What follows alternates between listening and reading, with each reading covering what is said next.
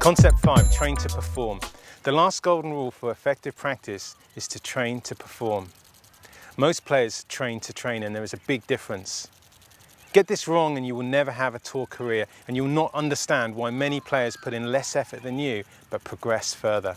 I remember a European tour player who had been struggling with his game and in a career-threatening slump, showing me his practice regime over the previous 12 months. It was like that of an Olympic athlete, and I was very impressed by his dedication and his commitment. But the fact was that if he was playing the worst golf of his life, it was not working. And it was not working because the practice was time-based, not challenge or building competitive confidence-based. He had not made one cut in 8 months and sold himself the story of taking several steps back to work on his game first in order to go forward. But the fact was, he had regressed every season for 4 seasons. I asked him a very difficult question. If you had practiced nothing over the previous 12 months, would results have been better or worse?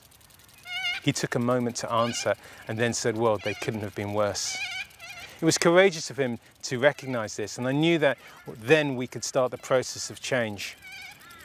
And with one of the key elements in this case was learning to train to perform.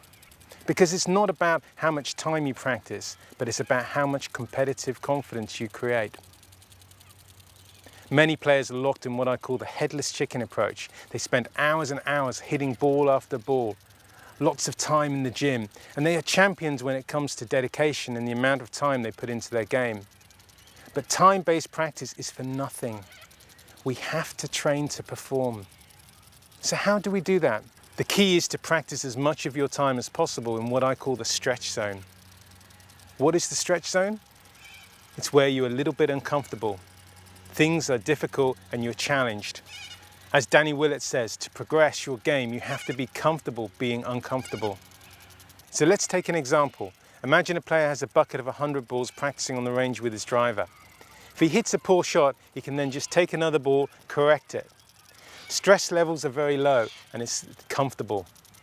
This type of practice bears little resemblance to the psychological challenge a player may face in a tournament, where he has one shot, out of bounds on the left, water on the right, and of course the emotional element where he or she may have been practicing for several weeks in preparation for the tournament and has ambitions that could live or die in the tournament.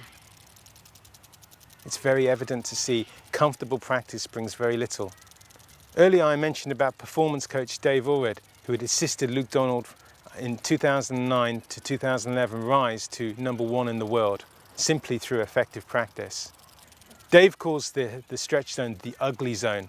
He wants players to practice in the ugly zone, which is akin to being uncomfortable. So understand, it's not about how much time, but how much competitive confidence you create. Time-based practice is for nothing. We have to train to perform. And this is the whole essence of the Tour Player Practice System.